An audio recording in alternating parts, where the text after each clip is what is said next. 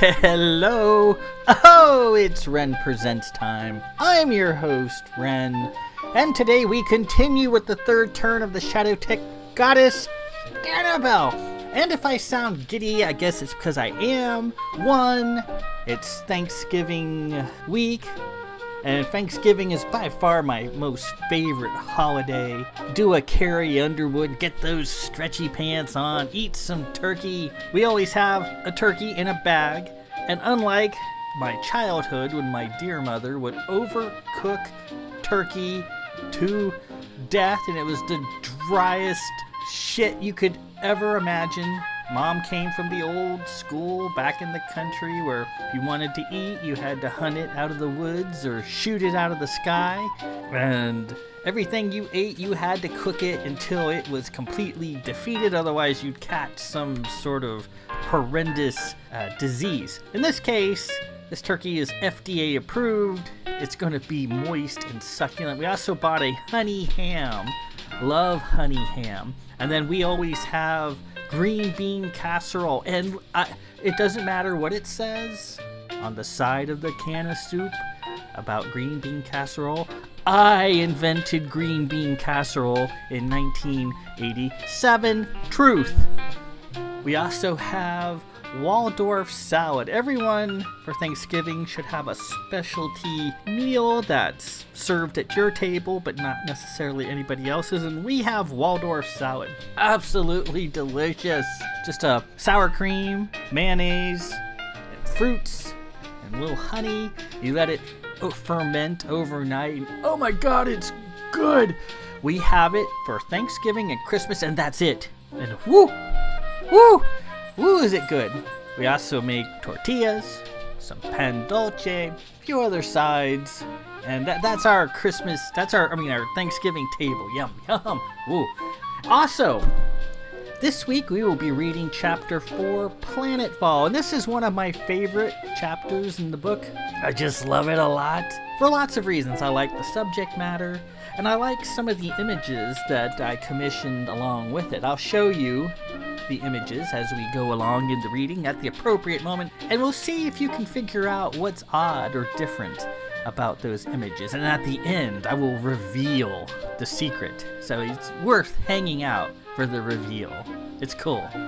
Trust me. Last week, Stenibelle, on her way to Hoffman Plate, Planetfall, to begin her infiltration of the fleet sprint ship George Parry, was gifted by her generous benefactor, Grand Dame Hannah Ben Sherlamp, EVOR. And some people keep asking me, what is EVOR? You keep saying, that is my version of a PhD. It goes, they're kind of like a build-up of degrees. You have the E degree, which is sort of like a bachelor's. You have the V, which is also like a master's, and then the OR at the end, which is your doctorate. So it's basically a PhD, is what that means. And it takes at least 20 years to get that in standard league reckoning of complete commitment. So Hannah Ben is probably well over 200 years old, but like all characters in my books, they don't look old. They look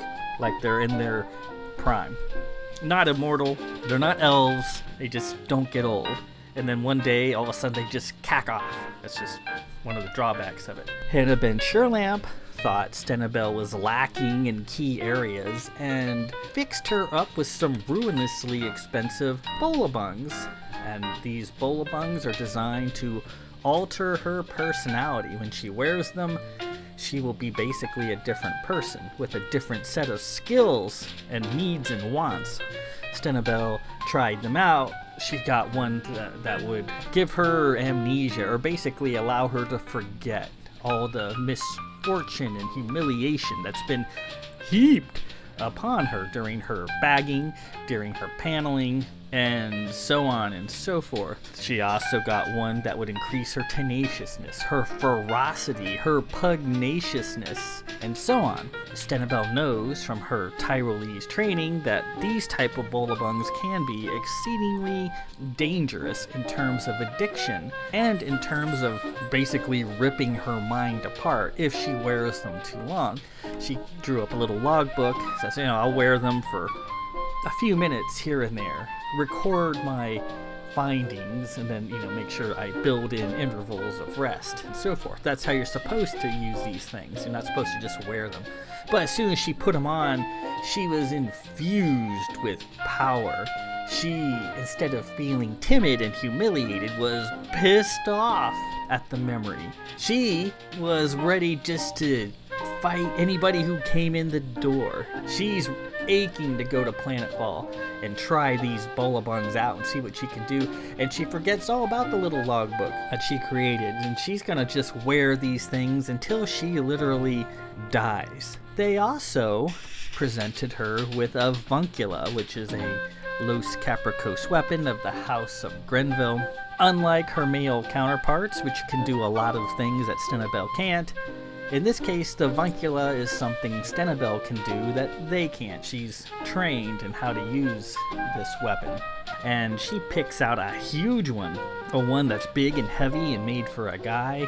But she didn't care. She liked it. She wanted the range and the size. And if you look at the cover there, Stenibelle there in the front, you see this massive metal thing coming out of her back and spiraling its way up into the sky. That is the Vuncula. And Carol, bless her heart, went a little overboard on how long. It looks like it's 20, 30 feet long in the picture. It's, about 8 or 9 feet long in real life. Maybe 10 feet if she really stretches it. But but that's basically what it looks like. It's just not quite that long. And this image here on the front with the red sky and Stenibelle standing there and these strange people coming at her. This is the chapter we're heading into, Planetfall. So we'll see what doings occur here and how Stenibelle reacts to having these Bolabungs and this Vuncula. See if she handles it well. We will see. In any event, let's proceed immediately. Chapter 4. Stenibelle's eyes smoldered as she sat at the cafe under the rapid orange sky. It's her. 2 days prior, Stenibelle had taken the long trip from Cana, across open space past Corvus Arch, and arrived at Hoffman Plate, Planetfall. A gas giant rich in trace elements, Planetfall was home to 3 man-made continents floating in the upper atmosphere. Hoffman Plate was one of them, drifting in the clouds, in the withering gravity. There, in the towering buildings and dark streets vibrating with counter-gravity, dreams of fortune and building oneself into something greater came into conflict with the reality of wealth and the reality of social mobility. On Hoffman Plate, the sisters were seldom seen. The great houses held diminished sway, and the glories of the past meant nothing compared to the naked steel of the here and now. Such spirit fit with the new Stenibelle, and she spilled out onto the streets like a pool of oil waiting to catch fire. She settled into her rented, all-expenses-paid room at an inn near the ship docks and upsized it, taking all the inn had to offer, eating the most expensive foods, ordering spirits and other Planetfall delights, all on Professor Hannah Ben Sherlamp's dime. And there she waited, restless, getting a feel for the city and the sickening tug of Planetfall far below. She was ready for anything as she scanned the skies from her centrally located terrace and from the cafes on the street. Setting up a small lab in her room, she set to work restocking her supply of holy stones, astral plane detectors, and other arcane devices. She also spent a day or so conjuring up something she felt could be her ace in the hole: black maidens. Gaunt and fairly benign spirits of the elemental plane of air, the maidens were one of her deceased mother's favorites. With great skill and a bit of peril thrown in, the black maidens could be summoned from the plane of air and be bound to a certain area indefinitely. She could set them after a person just by scent alone or by their blood, and if they caught the person, they would teleport them right back to where they were initially summoned. Stenibelle's mother, Lady Jubilee, once used the Black Maidens to follow and summon herself and her sisters back to Belmont Manor. Their maddening ability to locate one when least expected was utterly frustrating. She knew firsthand how difficult it was to get away from a pursuing Black Maiden when Mother sent them. She needed a quiet, out-of-the-way room that she could use not only as a place to summon the Black Maidens, but also to use as a sort of arcane fortress and prison for those she might capture with them. It had to be good-sized, sturdy, and quiet. Combing the environs in and around the docks, she found a decent-sized building down the street that appeared to be abandoned. Using her marzible daggers to scale the walls like an invisible gecko, and her vuncula gripping the wall for added support, she found a perfect space several floors up and slithered in through the windows. Having a third hand was indispensable. Apparently, a former warehouse space of some sort, it was open and had only a single door leading down to the floors below. The door was welded shut, and the interior was stark, made of bare metal and concrete. She wrenched the door open with her vuncula and locked it with a cipher lock paid for by Hannah Ben Sherlamp. It was perfect. There, she set up her tripod, pots, and other arcane necessities needed to summon Black Maidens. Once ready, she lit a fire under the tripod and burned the various herbs and tinctures needed for the summoning. In the past, she'd always been a little fearful of summoning Black Maidens. It was very easy to have the summoning go wrong and get something much worse than a Black Maiden. Stenibelle, while training with her mother, accidentally summoned a soul devourer once, and had been frightened half to death before Mother got rid of it. She'd been hesitant to summon them ever since. The leering soul devourer put a shudder in her. However, with the bolabungs around her neck, and her new vuncula ready to sting, she had no hesitation. She spoke the strange words her mother had taught her and summoned dozens of them. They floated about the room in a black-veiled cloud, orbiting, silently awaiting their turn to return to their airy home. And here they would stay until released. She then created dozens of scented brown holy stones. Black Maidens were very much creatures of smell, and when the scented oils within the brown holy stones were released, a maiden would come and instantly teleport whomever carried the scent right back to this room, and then the maiden would be released to return to her home. Her mother had a room in Belmont Manor always full of Black Maidens, and Stenibelle herself had been teleported to it many times in the past. Late for dinner, out with an unacceptable male companion, out doing unladylike things, and wham! She would be right back at home again to face Mother's wrath. In that abandoned room, surrounded by the gaunt, airy maidens, Stenibelle readied herself for battle. She had her marzible dagger ready to go. With it, one dagger could become many as she needed, and she could never be disarmed. She often carried 6 of them at a time, nested between her fingers. She also ground up a number of powders and salves, poisons, sedatives, truth-tellers, mind-clouders, and so on. She placed them into the pockets within her HRN. Now she could select whatever she needed as the situation required and dip in with the tip of her vuncula, ready to administer a lightning blow like a scorpion's sting. Though she usually carried her ints in her sash, she couldn't use them. It could not be fired by a woman. Bunged up into a more practical frame of mind, she left them in their case at the end. She replaced them in her sash with something more practical, her silver Grenville .40 pistol and a Herkimer variable select heat gun that she'd bought at a ready shop down the street. She then tricked the floor of her Black Maiden room with purple holy stones balanced on delicate stands to release a potent knockout gas. If anybody happened to show up in the room, they would most likely cause a holy stone to fall from the stands, thus releasing the gas and rendering them unconscious.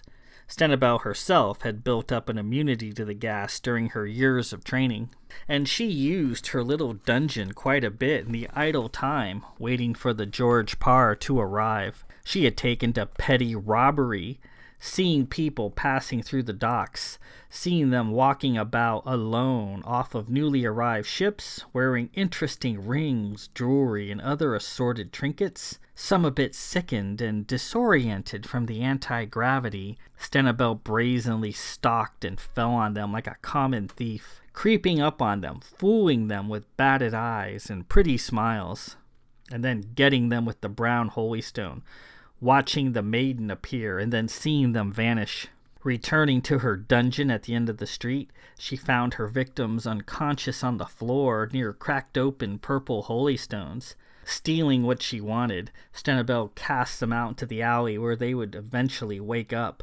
Welcome to Planetfall. She didn't have things completely her own way, though. Stenibelle was soon accosted by a woman dressed in her Planetfall worst, painted, leggy, pierced, and red-eyed. It was an Erin, one of those fanatical prostitutes all jumped up on the weed. She'd heard of them before. They were supposedly mean, unruly, and nothing to trifle with. They were personages the old Stenibelle would have shrunk from, would have crossed the street to avoid. "Peddling your little ass in the wrong street, darling," the Erin said in a thick Planetfall accent. "I seen you skulking about." The new, bunged-up Stenibelle, however, would not be intimidated.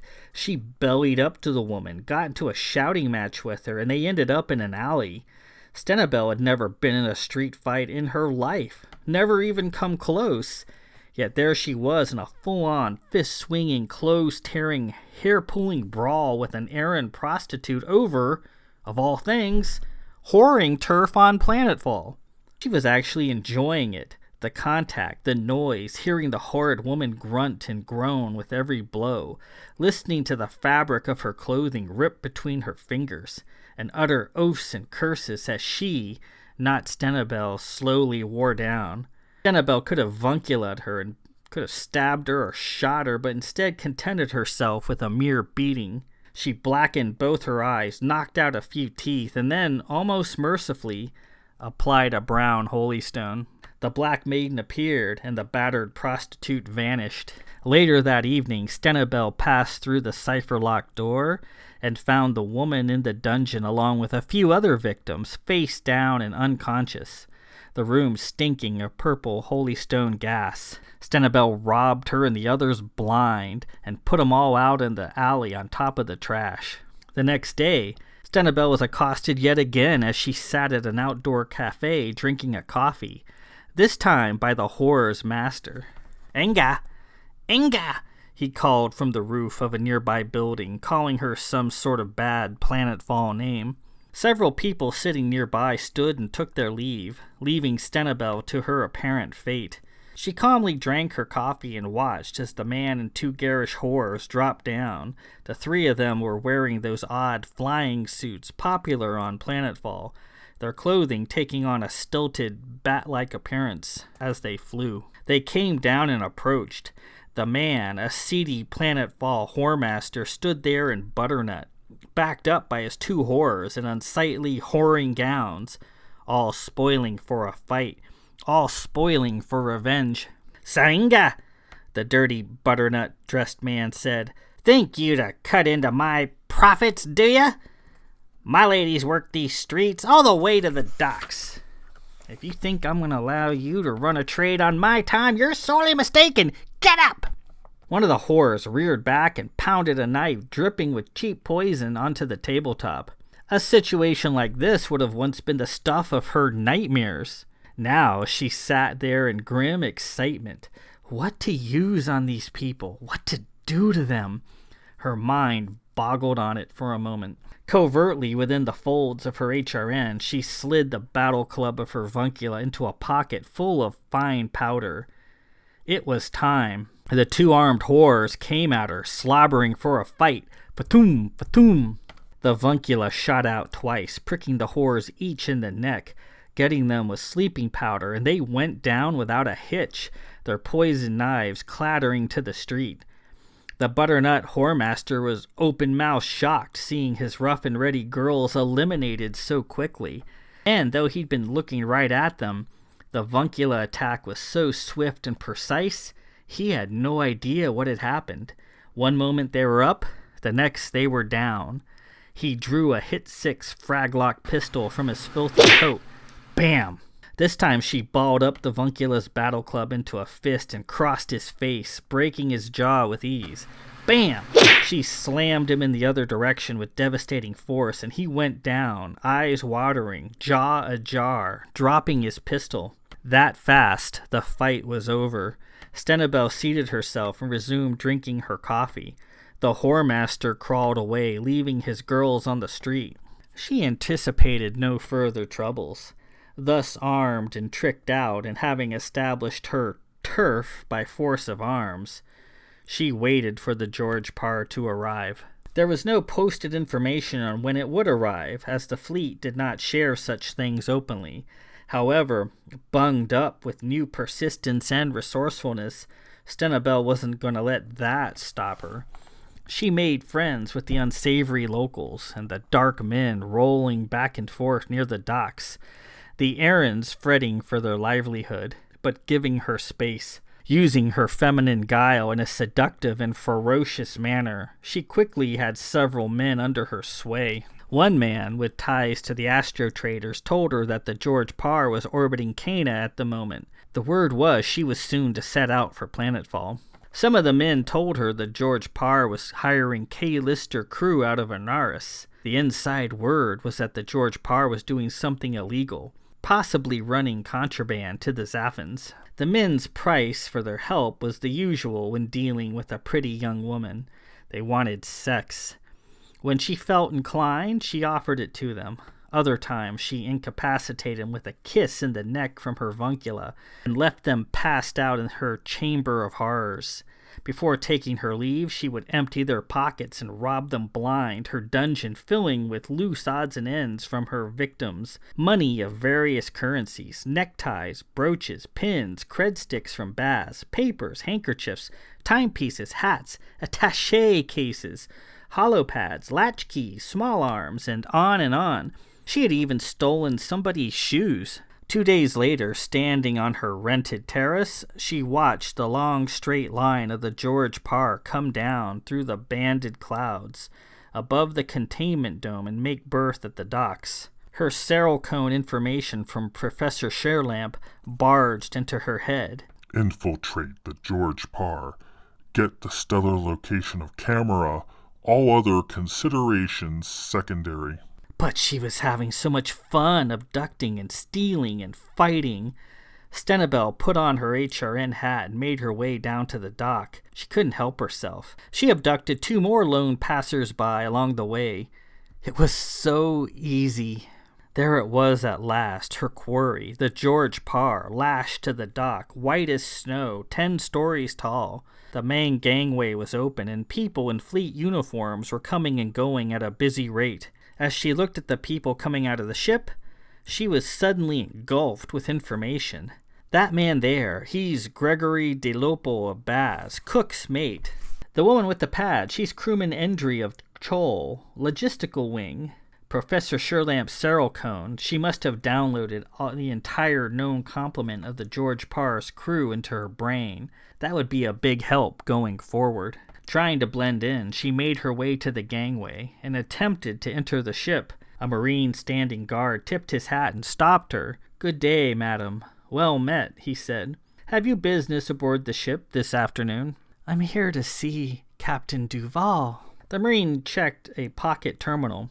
"I'm sorry, madam, I do not have any visitors scheduled for today, which isn't surprising as we've only just arrived. I'm sorry for any confusion, however, I cannot grant you access to the ship. Please contact FleetCom and ask to speak to Civilian Affairs, and they'll have this matter addressed and corrected." Stenibelle entertained the passing thought of cracking him on the forehead with a brown holy stone and sending him via Maiden to her dungeon. She'd love to steal that red marine coat of his. But instead, she thanked him and walked away. When she was out of sight, she faded into the shadows and returned, this time walking right past the guard without being detected. She stood up on the ends of her feet and gave him a light kiss on the cheek. The Marine brushed his hand across his face, oblivious. Unobserved, Stenibelle was about to enter the George Parry when she saw something that stopped her in her tracks. Berthed several blocks away was a small scouting ship only recently arrived. The ship was just in and was gassing in steamy plumes to equalize the internal pressure. Mooring beams were inching the ship into its final position, and the gangway was just now being extended. Bunged up and sharp-eyed, Stenibelle saw the name of the scout ship. Demophalon John. It was the bloody scouting ship that intercepted her in space, docked, and cost Stenibelle her chair.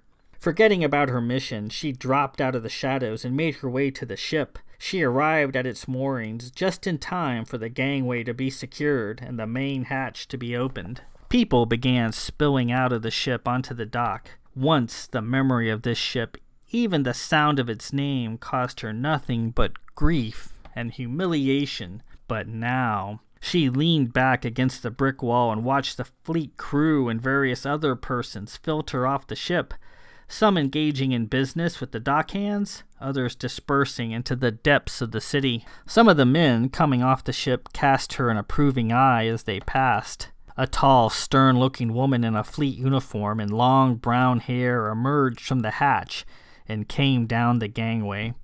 A scabbarded rapier hung at her hip.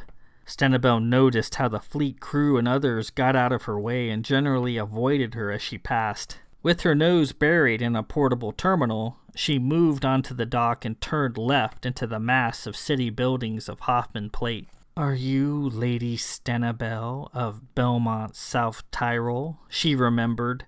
She remembered the tall woman stepping aboard the Seeker's docking ring. She remembered the stern, disapproving eye. "You could have at least made this difficult." It's her. It's Lieutenant Gwendolyn. Her vuncula reeved in its coils. Disgust and pent-up anger filled her, and quickly Stenibelle followed, pushing through the crowd assembled on the docks. Lieutenant Gwendolyn went several blocks into the city, walking as if pre-programmed, her nose buried into the terminal the whole time. She wasn't difficult to follow. She walked slowly, without a care. She moved through the crowds, completely disconnected from the masses around her, as if they didn't exist. After a fair amount of time had passed, she absently selected a street-side cafe and was shown to a table. Seated, served a coffee. She stirred the cup with a spoon and continued to read from her terminal. She cast an absent-minded glance at a silver watch perched on her left wrist. Without hesitating, Stenibelle came into the cafe, made her way to the ladies' table, and loudly seated herself. At last, Lieutenant Gwendolyn looked up from her reading, her expression a mixture of shock and anger. "Hello, Lieutenant Gwendolyn," Stenibelle said with a flourish. Gwendolyn stared at her for a moment without recognition. Then, "Oh, it's you, from the Seeker, yes?" "That's correct. Do you not choose to recall those from whom you steal?" "Steal?" Gwendolyn sat back and pushed her terminal away. She was apparently struggling with the events that had occurred, trying to sort them out and recall them properly. "Oh, yes, now I remember. Your pardon.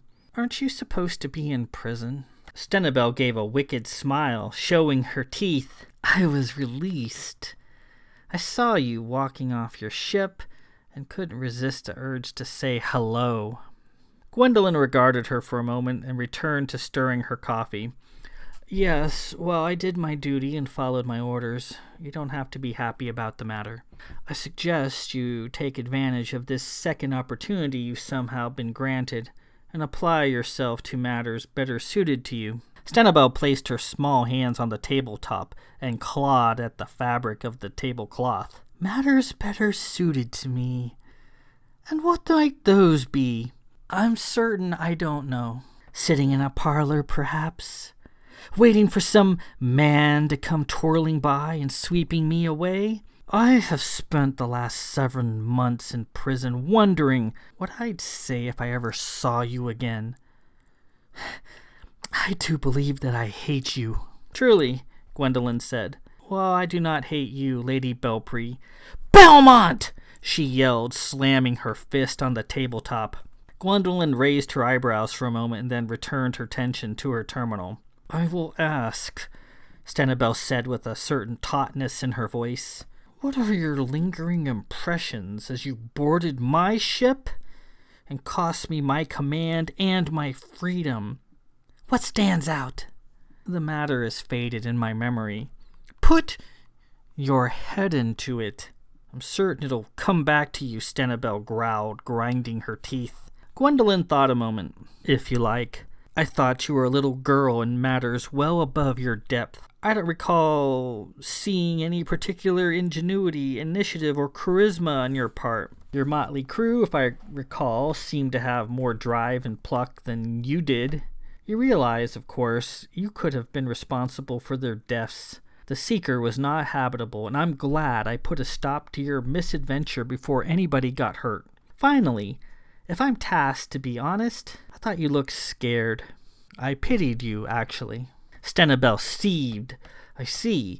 Would you care to accompany me to the alley, or we may discover once and for all who is to be pitied?" Gwendolyn chuckled. "Oh, please." Stenibelle erupted from her seat and seized Gwendolyn by the lapels. All eyes on the cafe turned to them. "Or right here, perhaps. I shall command your complete attention one way or the other." Keeping her composure, Gwendolyn slowly stood. As she rose to full height, she was nearly a foot taller than Stenibelle. "Unhand me, please. If you wish this, then so be it, and perhaps I'll be able to enjoy my dinner in peace." Stenibelle let her go, and they quickly made their way out of the cafe into an adjacent alley. Several people attempted to follow them to watch, but a scathing look from Stenibelle put them back into their seats. The alley was a tad narrow, but for the moment was clear of people. "Are you certain you wish this?" Gwendolyn asked, removing her fleet coat. "I truly do not wish to hurt you." Stenibelle quickly flashed 6 marzible daggers between her fingers and displayed them to Gwendolyn. "I am certain."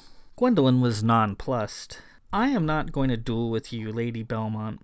I have my career to think of. If you wish to fight, then I shall be willing. However, I'll not engage in a duel. If you wish to register with the sisters as is proper and await their approval, then I shall meet you for a duel, but not before." Stenibelle waved her hands, and the marzible vanished. She then began removing her collection of rings and bracelets, all recently stolen, and made them vanish. She removed her HRN and set her Grenville 40 and her heat gun aside. Gwendolyn had nothing but a demure silver watch on her wrist. It looked expensive. She took her watch off and placed it in the folds of her coat. She fussed about with it, changing its location several times. "I will ask that my watch be out of bounds. It's a cherished keepsake. I do not wish it damaged." "Your man give you that?" Gwendolyn didn't reply. She seemed to have nothing and no one. There were no hangers-on, none of her crew present. It was possible she didn't have a friend anywhere in the League. That crazy woman Alesta had said that she, as a man, and this Gwendolyn person cared for each other, that she, stirred her heart. She had seen the photo of himself, standing next to Gwendolyn. Her expression and demeanor didn't seem much different than now as she prepared for a fight, but in the picture it seemed like she had a place and was among those with whom she was comfortable. It seemed like she belonged. Here, she belonged nowhere. She clenched her fists. Her knuckles popped. As she waited to start, a tiny voice bubbled up from within. "What are you doing? Where is your heart? What have you become?" Her feelings were lost, bunged up and buried beneath months of frustration and humiliation. "Remember when you prevented Lucille and Lyra from having a fight in the cruiser? And you got Lenta and Money talking again after their Nether Day fallout. You stop fights. You make peace. Your heart is your best asset. What have you become?" The word addiction popped into her head. The influence of the Bolabunks clear. The forgotten logbook that she never used. Yet she was caught up. She wanted nothing more than to lay her hands on this woman. Now she felt nothing but rage and the need for revenge. Gwendolyn moved her rapier aside, and Stenibelle began the fight, swinging with an eager fist. Gwendolyn caught it and brought her down to the alley floor. She was doing some sort of grappling technique, trying to move Stenibelle's arm into a painful, hyperextended position. She was trying to quickly end this. Stenibelle wiggled her arm free and socked Gwendolyn across the jaw, connecting with a nice smack, sending her down to one knee. Gwendolyn tried to stand, and Stenibelle hit her again and again. Too late, Gwendolyn realized how hard Stenibelle was going to fight and couldn't recover. 2 more blows to the face, and Gwendolyn spat out a bloody tooth. In rage, she lashed out with a right hook that caught Stenibelle in the ribs. The blow was incredibly painful, but she wasn't to be stopped. Stenibelle pressed on, moving fast, not allowing Gwendolyn to square up and hit her properly. Blow after blow landed, and Gwendolyn, mouth bloody, fell to the alley floor. Triumphant, Stenibelle stood over her.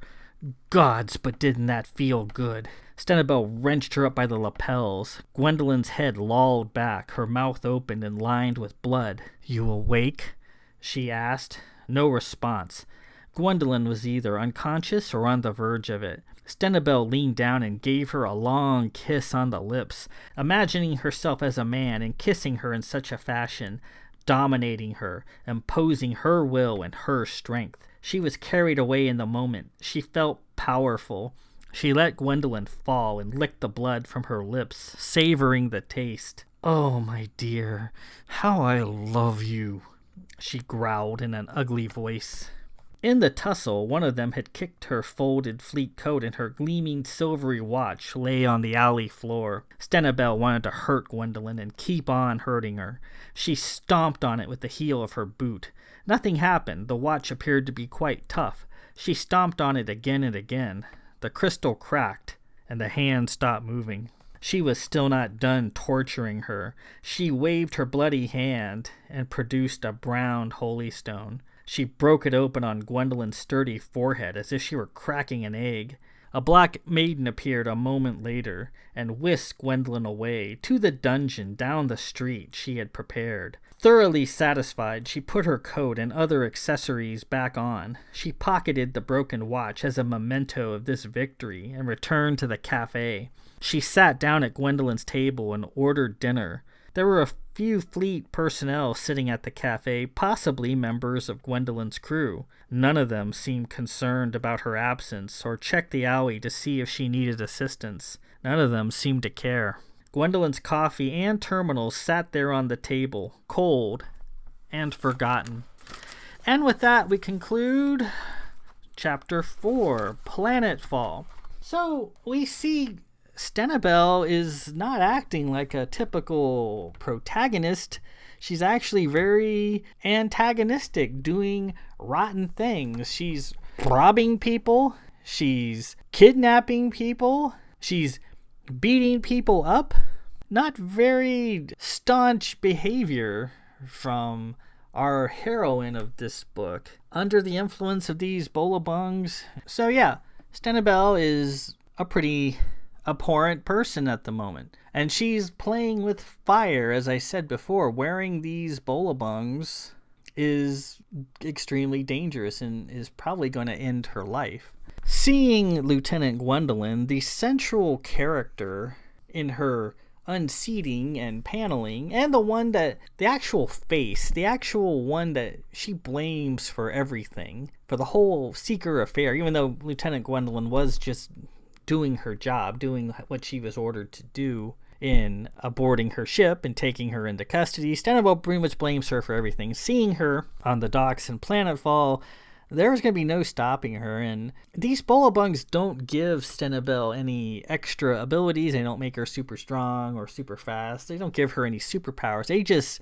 give her a leash to take action, to be energetic and not to hesitate. So when considered in that fashion, Stenibelle is more than a match for Lieutenant Gwendolyn, even though Gwendolyn's much bigger, and it could be Gwendolyn was underestimating her quite a bit. In her current state, Stenibelle is extremely formidable.